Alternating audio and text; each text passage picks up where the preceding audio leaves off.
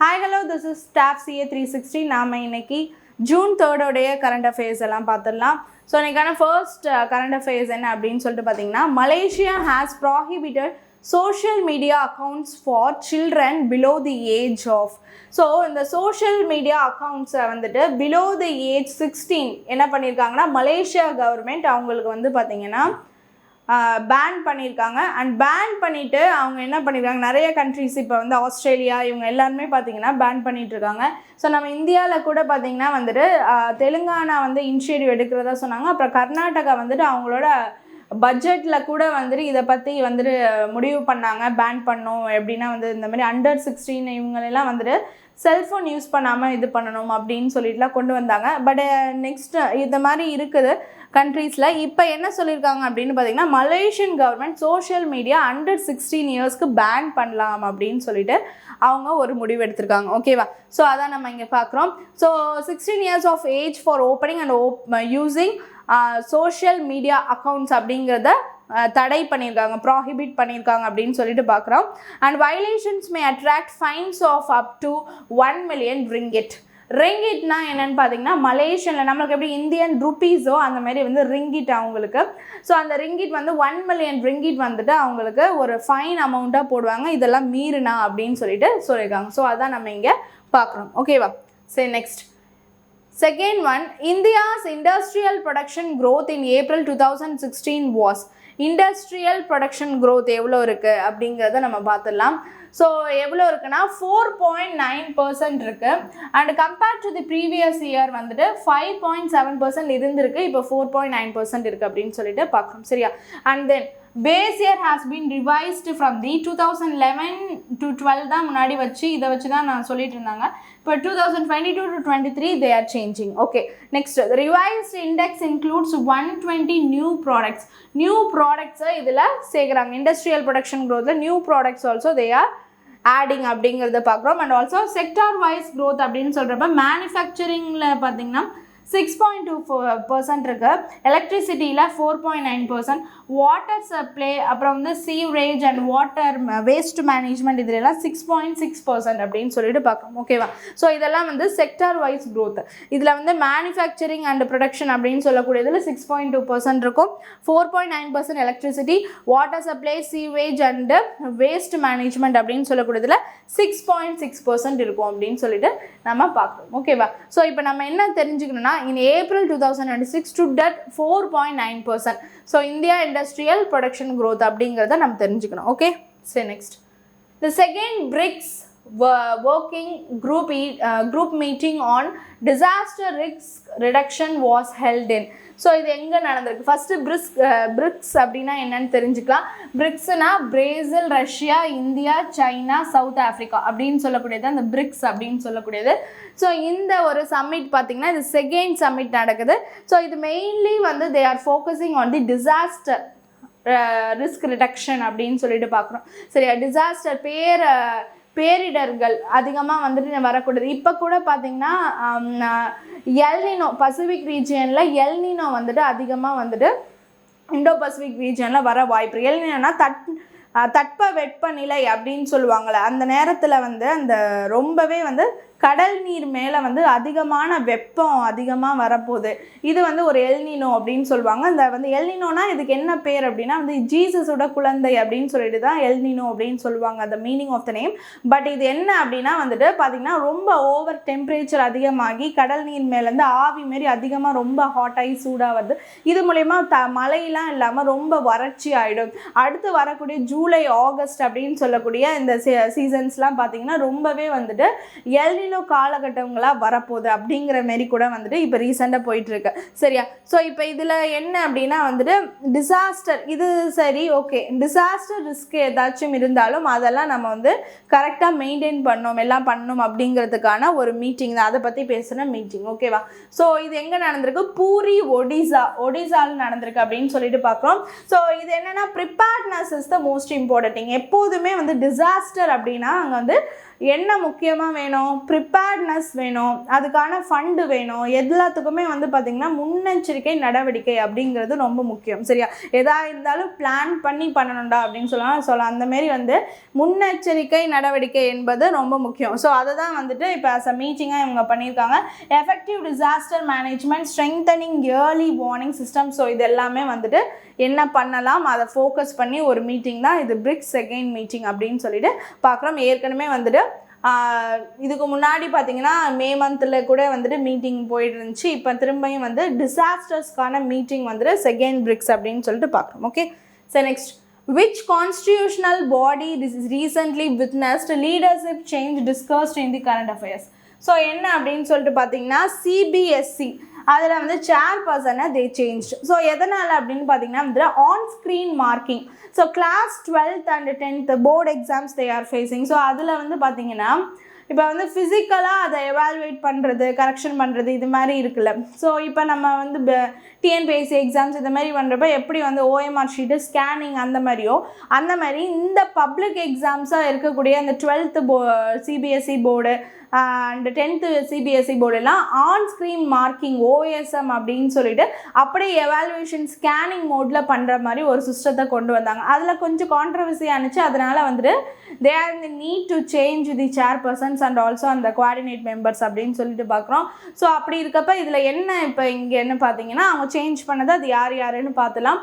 இந்த class 10th physical செக்கிங்கில் தான் இப்போ வரைக்கும் இருக்குது. பட் கிளாஸ் 12th வந்துட்டு அவங்க பிளான் பண்ணியிருக்காங்க மாற்றுறதுக்கு முடிவு எடுக்கிறாங்க. என்னென்னு பார்த்தீங்கன்னா அப்படியே எவாலுவேட் வந்து ஸ்கேனிங் மூலியமாகவே 12th மார்க்ஸ் எல்லாத்தையுமே வந்து அந்த எக்ஸாம் பேப்பரை கரெக்ஷன் பண்ணுறதா சொல்லியிருக்காங்க. ஓகேவா, சரி. ஸோ இப்போ யாரெல்லாம் மாற்றிருக்காங்க அப்படின்னு சொல்லிட்டு பார்த்துடலாம். என்னன்னு பார்த்தீங்கன்னா சிபிஎஸ்சியோட அந்த central board of secondary education அப்படின்னு சொல்லக்கூடியதா சிபிஎஸ்சிஸ். ஓகேவா, சிபிஎஸ்சி இஸ் அ பேசிக் வந்து பார்த்திங்கன்னா நமக்கு ரிலேட்டடாக நம்ம பார்க்கணும் அப்படின்னா இப்போ சிபிஎஸ்சிங்கிறது வந்து சென்ட்ரல்லேருந்து அவங்க கொடுக்கக்கூடிய புக்ஸு நம்ம வந்து பார்த்திங்கன்னா வந்து இந்த ஸ்டேட் புக்ஸ் நம்ம படிக்கிறோம். சரியா, ஸோ எஸ்சிஆர்டி நம்ம படிக்கிறோம். இது வந்து பார்த்திங்கன்னா வந்துட்டு சிபிஎஸ்சி புக்ஸு சென்ட்ரல் கவர்மெண்ட்லேருந்து அவங்க படிக்கக்கூடிய புக்ஸ்லாம் வந்து அதுதான் அந்த போர்டு படிக்கக்கூடிய புக்ஸு. ஸோ இதில் வந்து நிறைய நம்மளுக்கு தெரியும் ஸ்கூல் வைஸ் படிப்பாங்க. இப்போ நம்ம வந்து டிஎன்பிஎஸ்சி எக்ஸாம்ஸ்க்குலாம் அந்த எஸ்சிஆர்டி புக்ஸை தான் நம்ம ஃபாலோ பண்ணுறோம். அதே இப்போ UPSC cadre and central exams போகிறப்ப பார்த்திங்கன்னா நம்ம வந்து இந்த சிபிஎஸ்சி போர்ட் ஆஃப் எக்ஸாம்ஸை தான் போர்ட் ஆஃப் புக்ஸை தான் நம்ம வந்துட்டு ஃபாலோ பண்ணுவோம். ஓகேவா, சரி. இப்போ என்ன அப்படின்னு சொல்லிட்டு பார்த்தீங்கன்னா லோகந்தே பிரசாந்த் சீதாராம் இவர் தான் சேர்பர்சன் அண்ட் செக்ரட்டரி லெவல் பொசிஷனாக வந்திருக்கு. சேர்பர்சனாக வந்திருக்காரு அப்படின்னு சொல்லிட்டு பார்க்குறோம். அண்ட் செக்ரட்டரி லெவல் பொசிஷன் வந்து வருண் பரத்வாஜ் வந்திருக்காரு அப்படின்னு சொல்லிட்டு பார்க்குறோம். சரியா, செக்ரட்டரியாக யார் வந்திருக்காரு, வருண் பரத்வாஜ். லோகந்தே பிரசாந்த் சீதாராம் வந்து சேர்பர்சனாக வந்திருக்காரு சிபிஎஸ்சி போர்டுக்கு. இதுக்கு முன்னாடி ராகுல் சிங் இருந்தார், இப்போ இவர் வந்திருக்காரு அப்படின்னு சொல்லிட்டு பார்க்குறோம். A committee under S. Radha Chauhan, central governments capacity building கமிஷனில் இருக்கார். Was constituted to recommend improvements in the recruitment ப்ரொசீஜர்ஸ்க்கு இவங்க தான் ஒரு குழு அமைச்சு இதை வந்து சேஞ்ச் பண்ணியிருக்காங்க. ஸோ ஆன் ஸ்க்ரீன் மார்க்கிங்கில் வந்துட்டு பார்த்திங்கன்னா கான்ட்ரவர்சி இஷ்யூ வந்ததுனால இதுக்கான ஒரு இது அமைச்சு இதை மாற்றிருக்காங்க. எஸ் ராதா சௌஹான் அப்படின்னு சொல்லக்கூடியவர். ஓகேவா, சரி. Next, who was elected president of the 81st session of the United Nations General Assembly அப்படின்னு சொல்லிட்டு பார்க்குறோம். So elected president of 81st session. இப்போ 80th செஷன் அப்படின்னா வந்துட்டு அனாலேனா பேர்பாக் அப்படின்னு சொல்லிட்டு பார்க்கலாம். ஓகேவா, ஸோ இப்போ வந்து பார்த்திங்கன்னா யார் இப்போ புதுசாக வரார் அப்படின்னு பார்த்தீங்கன்னா வந்துட்டு கலீலுர் ரஹ்மான் அப்படின்னு சொல்லக்கூடியதான் வந்துட்டு 81st session of the UN general அசம்பிளியோட எலெக்டட் பிரசிடென்ட் இப்போ அப்படின்னு சொல்லிட்டு பார்க்குறோம். ஓகேவா, சரி.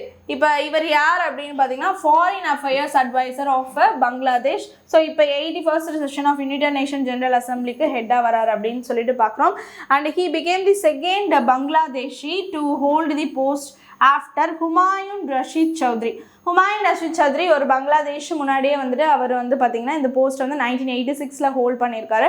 ஆஃப்டர் டு தட் இது வந்து ஒரு செகண்ட் பங்களாதேஷியாக வந்து யார் வந்திருக்கா அப்படின்னு சொல்லிட்டு பார்த்திங்கன்னா இந்த கலிலூர் ரஹ்மான் வந்திருக்காரு அப்படின்னு சொல்லிட்டு பார்க்குறோம். அண்ட் நெக்ஸ்ட் கரண்ட் பிரசிடெண்ட்டாக யார் இருக்கா அப்படின்னு சொல்லிட்டு பார்த்தீங்கன்னா வந்து அனாலேனா பெர்பாக் வந்துட்டு ஜெர்மனியை சேர்ந்தவங்க அவங்க இருக்காங்க. அண்ட் உமனாக வந்து இவங்க 5th வந்து ஒரு இந்த பொசிஷனை ஹோல்ட் பண்ணியிருந்தாங்க. ஸோ இப்போ இவங்க 80th செஷனோட ஹெட்டாக இருந்தப்போ இப்போ நெக்ஸ்ட் வந்து யார் வரா அப்படின்னு சொல்லிட்டு பார்த்தீங்கன்னா இந்த கலிலூர் ரஹ்மான் வரார் அப்படின்னு சொல்லிட்டு நம்ம பார்க்கணும். ஓகேவா?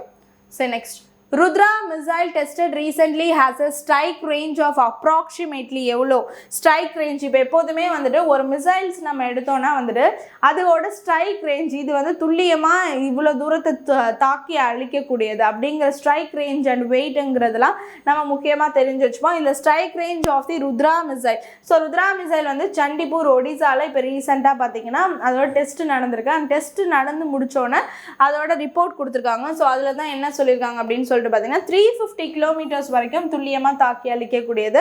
And test was conducted from the Su-30 MKI.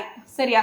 So Sukhoi 30 MKI jet fighter ஏர்க்ராஃப்ட்லேருந்து அந்த டெஸ்ட்டை வந்துட்டு ருத்ரா மிசைல் ஏவி பண்ணி பார்த்துருக்காங்க. ஸோ அதோட ஸ்ட்ரைக் ரேஞ்ச் வந்து எவ்வளோ வந்திருக்கு? 350 கிலோமீட்டர் அப்படின்னு சொல்லிட்டு பார்க்கணும். ஓகேவா?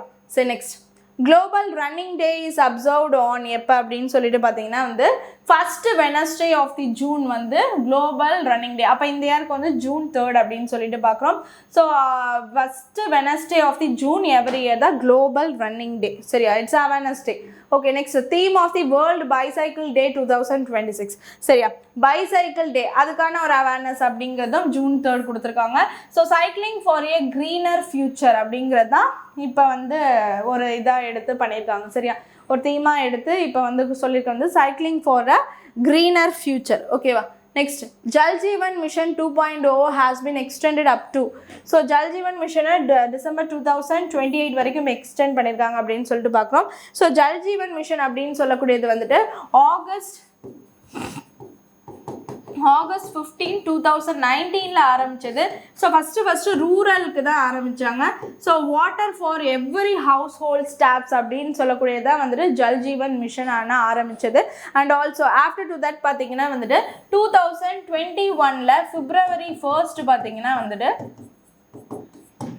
அர்பனுக்கான ஜல் ஜீவன் ஸ்கீம் ஆரம்பித்தாங்க. இப்போ பார்த்தீங்கன்னா நம்ம ஜல் ஜீவனுக்கான ஃபண்டு நமக்கு வராமலே இருந்துச்சு. இப்போ நம்மளுடைய சிஎம் வந்து ஜோசப் விஜய் அவர்கள் போய் ஃபினான்ஸ் மினிஸ்டர்லாம் மீட் பண்ணிட்டு வந்தார், பிரைம் மினிஸ்டர் மீட் பண்ணிட்டு வந்தார். ஆஃப்டர் டு தட் இப்போ வந்து பார்த்தீங்கன்னா அந்த ஃபண்டை வந்து இவங்க விடுவிச்சிருக்காங்க. And also Jal Jeevan 2.0 the mission has been extended to December 28, 2028 வரைக்கும் எக்ஸ்டெண்ட் பண்ணியிருக்காங்க அப்படின்னு சொல்லிட்டு பார்க்குறோம். ஸோ அந்த ப்ரோக்ராம் எப்போ ஸ்டார்ட் ஆனிச்சு? 2019 24 வந்துச்சு. அதுக்கப்புறம் பார்த்தீங்கன்னா the extension PDS is going on and for us வந்து பார்த்தீங்கன்னா mission extended up to December 2028 அப்படின்னு சொல்லிட்டு பார்க்குறோம். ஓகேவா? ஸோ அதில் Tamil Nadu provided 46.71 lakh household tap connections benefiting about 1.86 crore people. சரியா? household tap connections டோட்டலாக எவ்வளோன்னு பார்த்தீங்கன்னா 46.71 lakh household taps. எல்லா இதுக்கும் வந்து ஹர் காட் ஜல் அப்படின்னு எல்லாருக்கு வீட்லேயும் ஒரு டேப் கனெக்ஷன்ஸ் இருக்கணும், அது மூலயமா வாட்டர் வரணும் அப்படிங்கிறது தான். ஓகேவா? சரி, இப்போ வந்து இதுக்கு டோட்டல் எக்ஸ்பெண்டிச்சர் எவ்வளோன்னா தமிழ்நாட்டில் மட்டும் பார்த்தீங்கன்னா 18,123.05 crore அப்படின்னு சொல்லிட்டு பார்க்குறோம். ஓகேவா? The agreement was signed in the presence of the chief minister C.R. Patil வந்து யார் அப்படின்னு சொல்லிட்டு பார்த்தீங்கன்னா அது வாட்டர். ஸோ ஜல் ஜீவன் அதுக்கான வந்து ஒரு minister and union Jal Shakti officials எல்லாருமே இந்த ப்ரெசன்ஸில் இருந்திருக்காங்க. ஸோ இதான் வந்துட்டு நடந்திருக்கு. ஜல் ஜீவன் மிஷன் இப்போ எக்ஸ்டெண்ட் ஆகிருக்கு டிசம்பர் 2028 வரைக்கும் அப்படின்னு சொல்லிட்டு பார்க்குறோம். ஓகேவா? சரி, ஸோ இன்றைக்கான கரண்ட் அஃபேர்ஸ் எல்லாமே பார்த்தாச்சு. Hope you understand the video. Thank you.